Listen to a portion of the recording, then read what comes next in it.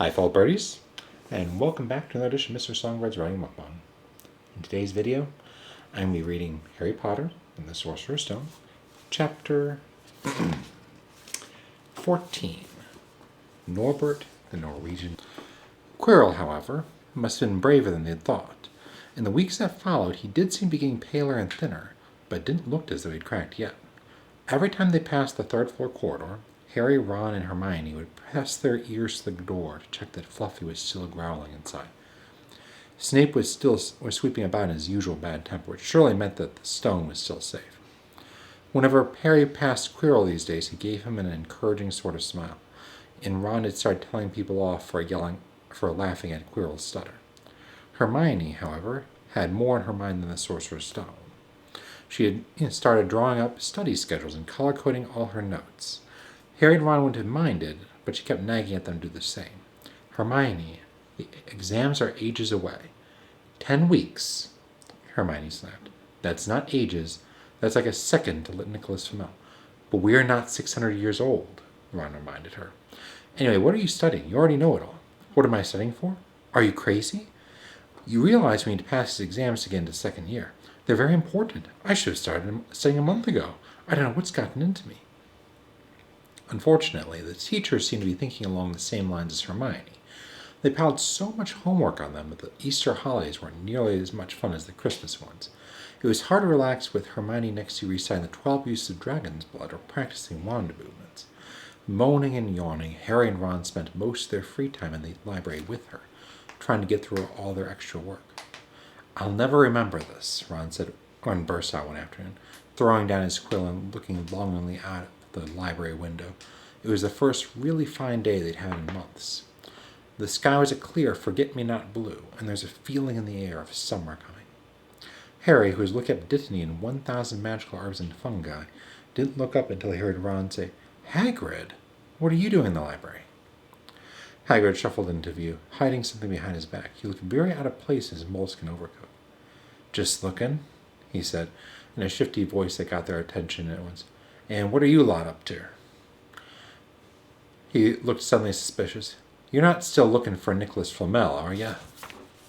Oh, we found out who he is ages ago, said Ron impressively. And we know that dog is guarding. It's a sorcerer's Shh! Hagrid looked around quickly to see if anyone was listening. Don't go shouting about it. What's the matter with you? There are a few things I want to ask you about, as a matter of fact, said Harry. About what's guarding the stone apart from Fluffy. Shh! Said Hagrid again. Listen, come and see me later. I'm not promising I'll tell you anything, mind. But don't go rabbiting about it in here. Students aren't supposed to know. They'll think I've told you. See you later, then, said Harry. Hagrid shuffled off. What was he hiding behind his back? Said Hermione thoughtfully. Do you think it had anything to do with the stone? I'm going to see what section he was in, said Ron, who'd had enough of working. He came back a minute later with a pile of books in his arms and slammed them down on the table. Dragons, he whispered. Hagrid's looking up stuff about dragons. Look at these. Dragon species of Great Britain and Ireland, from egg to inferno, a dragon keeper's guide. Hagrid's always wanted a dragon. He told me so the first time I ever met him. But it's against our laws, said Ron. Dragon breeding was outlawed by the Warlocks Convention of 1709. Everyone knows that. It's hard to stop muggles from noticing us if we're keeping dragons in the back garden. And we can't tame dragons. It's dangerous. You should see the burns Charlie got off wild ones in Romania. But there aren't wild ones in Britain, said Harry. Of course there are, said Ron. Common Welsh green and Hebridean blacks. The Ministry of Magic has a job hushing them off, I can tell you. Our kind have to keep putting spells on muggles who spot them to make them forget. So what on earth is Hagrid up to? Said Hermione. When they knocked on the door of the gamekeeper's hut an hour later, they were surprised to see that all the curtains were closed. Hagrid called out, Who is it? Before he let them in, then shut the door quickly behind them. It was stiflingly hot inside. Even though it was such a warm day, there was a blazing fire in the grate. Hagrid made them tea and offered them stout sandwiches, which they refused. So, you wanted to ask me something? Yes, said Harry. There was no point beating around the bush. We were wondering if you could tell us what's guarding the Sorcerer's Stone apart from Fluffy. Hagrid frowned at him. Of course I can't, he said. Number one, I don't know myself. Number two, you know too much already, so I wouldn't tell you if I could. That stone's getting there here for a good reason. It was almost stolen out of Gringotts. I suppose you worked that all out and all. Beats me how I even know about Fluffy. Oh, come on, Hagrid. You might not want to tell us, but you do know. You know everything that goes around here, said Hermione in a warm, flattering voice.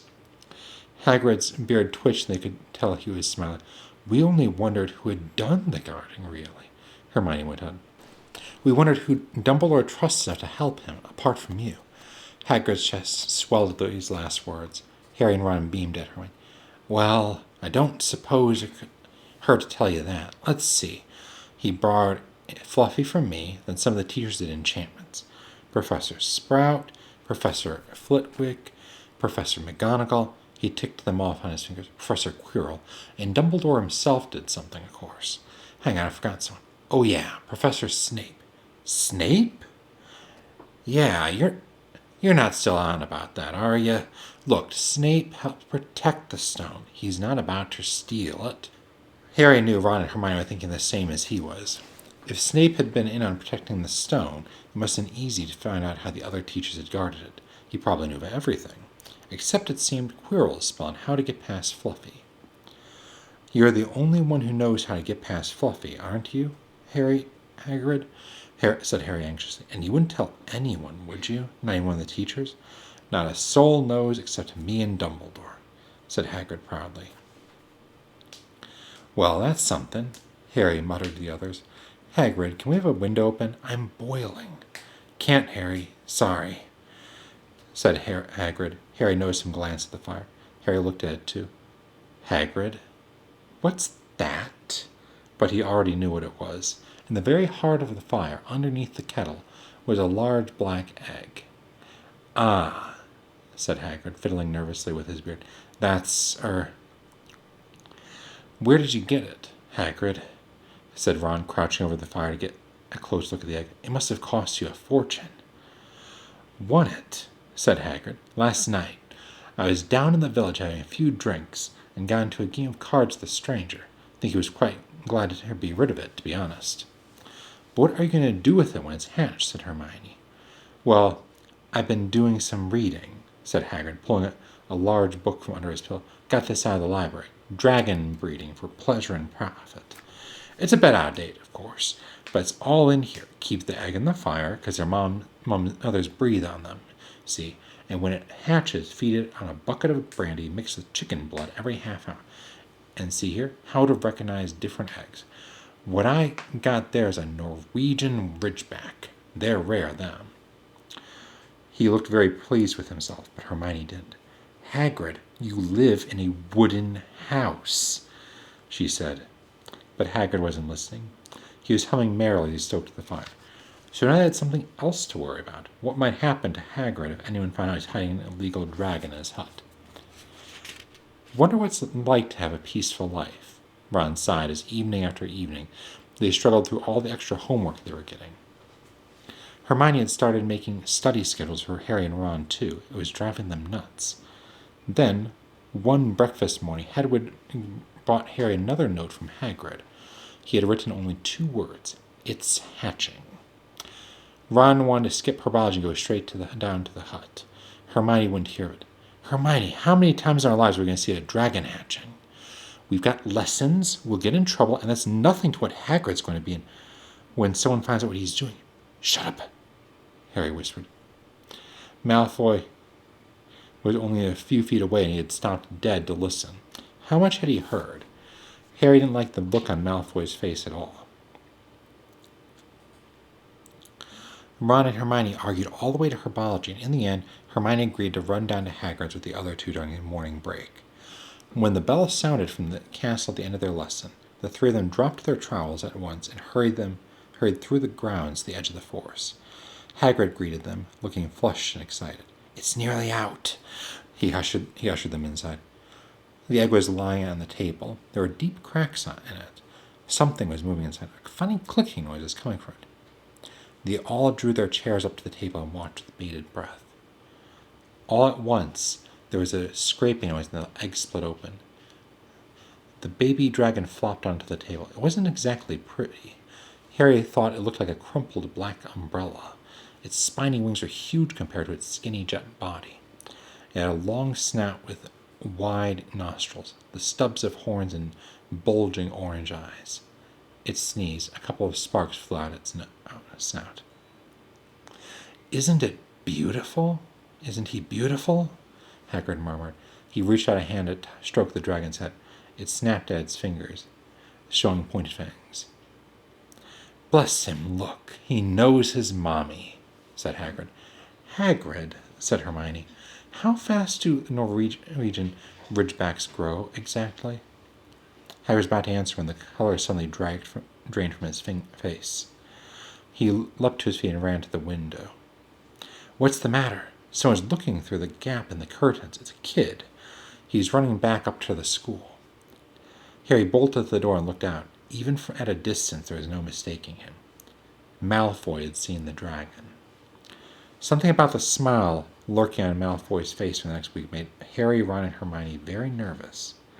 They spent most of their free time in Hagrid's darkened hut, trying to reason with him. "Just let him go," Harry urged. "Set him free." "I can't," said Hagrid. "He's too little. He'd die." They looked at the dragon. It had grown 3 times in length in just a week. Smoke kept furling out of its nostrils. Hagrid had been doing his gamekeeping duties because the dragon was keeping him so busy. There were empty brandy bottles and chicken feathers all over the floor. "I decided to call him Norbert," said Hagrid, looking at the dragon with misty eyes. "He really knows me now. Watch. Norbert! Norbert! Where's Mommy?" "He's lost his marbles," Ron muttered in Harry's ears. "Hagrid," said Harry loudly, "give it 2 weeks and Norbert's going to be as long as your house. Malfoy could go to Dumbledore at any moment." Hagrid bit his lip. I know I can't keep him forever. I just can't dump him. Can't just dump him. I can't." Harry suddenly turned to Ron. "Charlie," he said.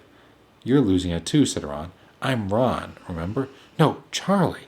Your brother and Charlie in Romania studying dragons. We could send Norbert to him. Charlie can take care of him and put him back in the wild." "Brilliant," said Ron. "How about it, Hagrid?" And in the end, Hagrid agreed they could send an owl to Charlie to ask him. The following week dragged by. Wednesday night found Hermione and Harry sitting alone in the common room, long after everyone else had gone to bed. The clock on the wall had just chimed midnight when the portrait hole burst open. Ron appeared out of nowhere as he pulled off Harry's invisibility cloak. He had been down at Hagrid's hut, helping him feed Norbert, who was now eating dead rats by the crate. "It bit me," he said, showing him his hand, which was wrapped in a bloody handkerchief. "I'm not going to be able to hold a quill for a week. I tell you, the dragon's the most horrible animal I've ever met. But the way Hagrid goes on about it, you'd think it was a fluffy little bunny. When it bit me, he told me off for frightening it, and when I left, he was singing a lullaby." There was a tap on the dark window. It's Hedwig," said Harry, hurrying to let her in. "She'll have Charlie's answer." The 3 of them put their heads together, reading the note. "Dear Ron, how are you? Thanks for the letter. I'll be glad to take the Norwegian ridgeback, but it won't be easy getting him here. I think the best thing to do will be to send him over with some friends of mine who are coming to visit me next week. Trouble is, they mustn't be seen carrying an illegal dragon. Could you get the ridgeback up the tallest tower at midnight on Saturday? They can meet you there and take him away while it's still dark. Send me an answer as soon as possible. Love, Charlie." Looked at one another. "We've got the invisibility cloak," said Harry. "It shouldn't be too difficult. I think the cloak's big enough to cover 2 of us and Norbert."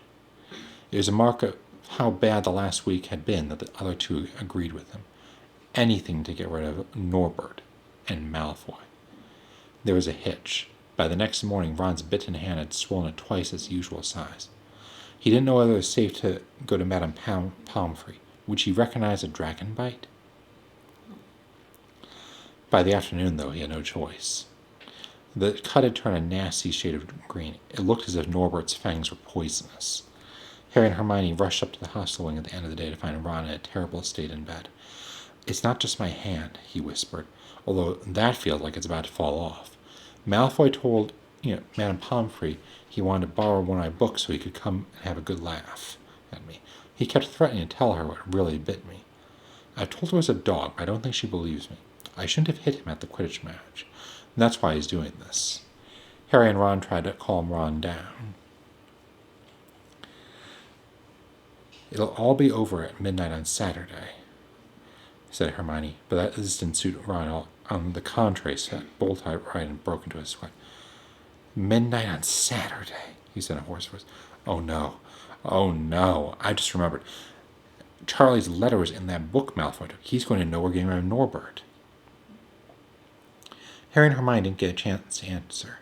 Madame Pomfrey came over at that moment and made them leave, saying Ron needed sleep. It's too late to change the plan now, Harry told Hermione. We haven't got time to send Charlie another owl, and this could be our only chance to get rid of Norbert. We'll have to risk it. And we have got the invisibility cloak. Malfoy doesn't know about that. They found Fang the boarhound sitting outside with a bandaged tail when they went to tell Hagrid, who opened a window to talk to them. I won't let you in, he puffed. Norbert's had a tricky stage, nothing I can't handle.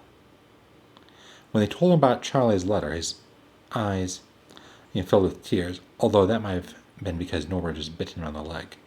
Arg! It's all right, he's only got my boot. Just playing. He's only a baby, after all. The baby banged its tail on the wall, making the windows rattle. Harry and Hermione walked back to the castle, feeling sad he couldn't come quickly enough.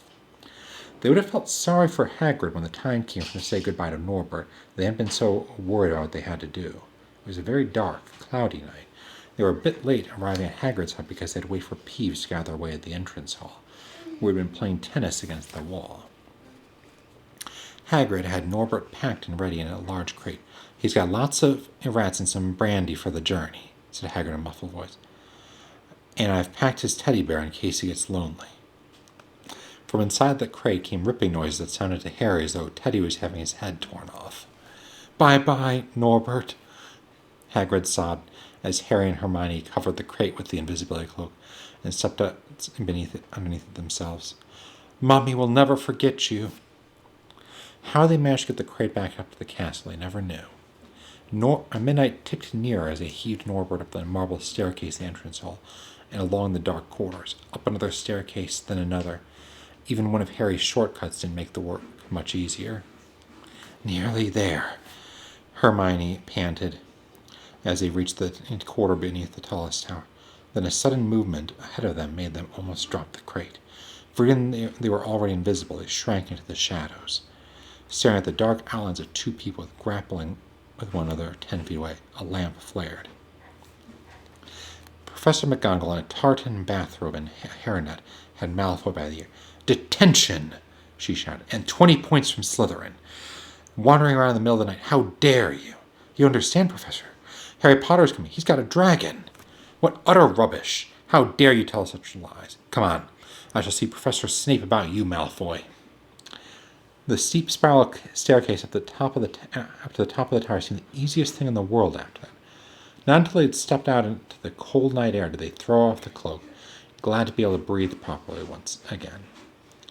Hermione did a sort of Malfoy's got detention. I could sing.